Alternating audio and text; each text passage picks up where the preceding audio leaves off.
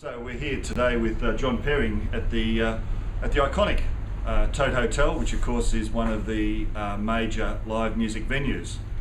Early this year it was a pretty rocky road for live music, and the Tote Hotel closed. But it's great that it's now reopened again under Jon's ownership. And Jon, so where's the live music industry at now? Well, yeah, those were exciting times, I guess. Exciting's one way of putting it. 4,000 people out the front there. Yeah, sure was. And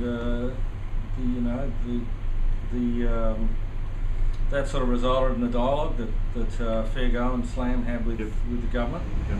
And as a result of that, we got Music Victoria up, which is important because there's been no sort of interface between live music and government.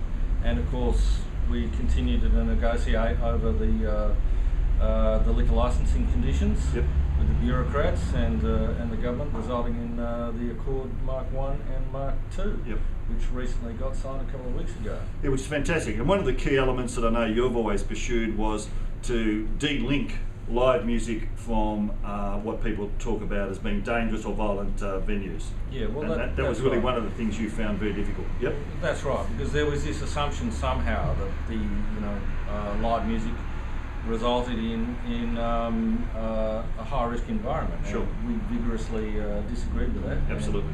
And put the case, and we went through all the documents with the government, and that resulted in that assumption being abandoned in the context of liquor licensing. So really, would you say now that you've got the right framework for live music going forward? Well, it's starting to. I don't think we're there yet. There's still issues involved in the planning area and the building code that we've got to go through. Sure. But certainly in licensing, it's a much rosier environment than it certainly was a year ago. Absolutely.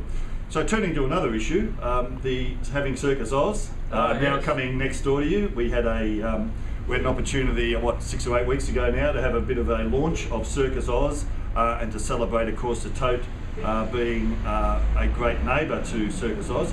Where do you see that going? Well, that could go all sorts of directions. In fact, I can't think of a better neighbour, really. You know, there's going to be a whole lot of side projects, I reckon, and it's just about the cultural interaction between circus people and rock and roll people, and who knows where that will go. But that won't be anything official. That'll just sort of happen organically, I think. And it could go anywhere, and I hope it does.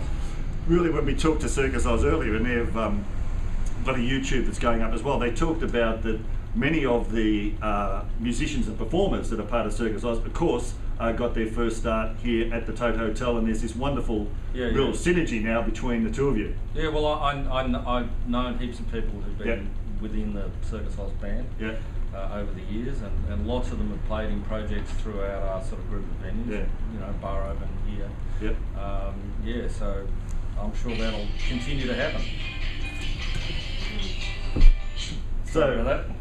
So all power to you, Jon. All power to the Tote, a fantastic, iconic venue here in inner Melbourne, which is up and going and stronger than ever. And live music in this town is in great shape. Thanks very much, Jon. No worries. Thanks a lot.